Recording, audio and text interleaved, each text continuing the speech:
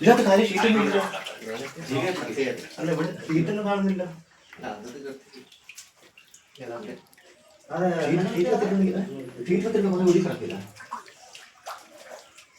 Hello ഇല്ലില്ല ചിമ്മിനിയോ ആയിക്കോട്ടെ ആയിക്കോട്ടെ ആയിക്കോട്ടെ. ഇത് കുറഞ്ഞ ഷീറ്റ് അങ്ങനെ ഷീറ്റ് കത്തിക്കണല്ല. ഷീറ്റ് കുറേ കത്തിട്ടുണ്ടെങ്കിൽ ഇങ്ങനെ ആയിരിക്കില്ല.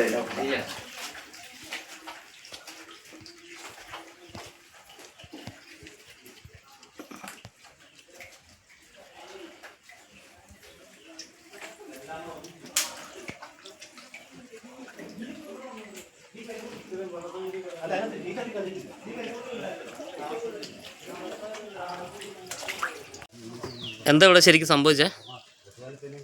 സാർ ഒരു നമ്മുടെ കോപ്പറല്ലേ ഷീറ്റ് എടുത്താറുണ്ട്. അപ്പോൾ ഷീറ്റ് നമ്മൾ ചൂടാക്കുക, കുറച്ച് തീ പറിച്ചിട്ട് പിന്നെ താഴെ വീണുണ്ടാവും ഷീറ്റ്. അതിൽ പിന്നെ തീ പിടിച്ചു.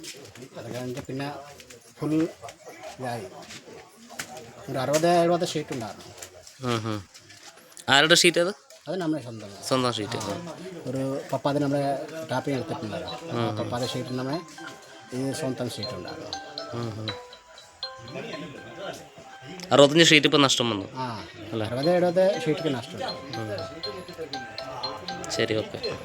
സംഭവ സ്ഥലത്ത് നിന്ന് നമ്മുടെ വാർഡ് മെമ്പർ നമ്മളോടൊപ്പം ചേരുന്നുണ്ട്.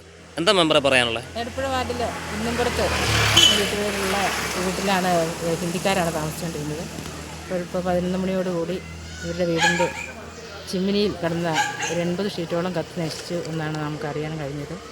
അപ്പോൾ ഇവിടെ പല പല തോട്ടങ്ങൾ വെട്ടി റബ്ബർ ടാപ്പിംഗ് നടത്തുന്ന ഒരു തൊഴിലാളിയുടെ വീടാണിത്. പണിയെടുക്കുന്ന ആളുടെ വീടാണ്. അവിടെ നിന്നാണ് ഇപ്പോൾ ഇത്രയും ഷീറ്റ് 80ഓളം ഷീറ്റ് കത്തി നശിച്ചു എന്നുള്ളൊരു റിപ്പോർട്ടാണ് നമുക്കിപ്പോൾ പുറത്ത് വന്നിരുന്നത്. ഫയർഫോഴ്സ് വന്ന് എല്ലാ കാര്യങ്ങളും ഇവിടെ എല്ലാം ഓക്കെ ആക്കിയിട്ടുണ്ട്. അപ്പം ജനങ്ങളും എല്ലാവരും പെട്ടെന്ന് തന്നെ ഒത്തുകൂടിയതിൻ്റെ ഭാഗമായിട്ട് വീട് പൂർണ്ണമായിട്ട് കത്തി നശിച്ചിട്ടൊന്നുമില്ല. ചിമ്മിനി പറഞ്ഞോ. കുന്നമറ മാത്യുവിൻ്റെ പെരയാണ്. അതിൻ്റെ ചിമ്മിനിക്കകത്ത് ഷീറ്റിട്ടാണ് തീ പിടിച്ചത്. ഒരു 100ഓളം ഷീറ്റുണ്ടായിരുന്നു. അത് ഫയർഫോഴ്സ് അടക്കം വന്നു, നാട്ടുകാരടക്കം അത് തീ കെടുത്തി. അവർക്ക് എന്തെങ്കിലും നഷ്ടപരിഹാരം കിട്ടുമെന്നുള്ളത് പിന്നെ ചെയ്യാൻ പറ്റുമെങ്കിൽ ചെയ്യുക.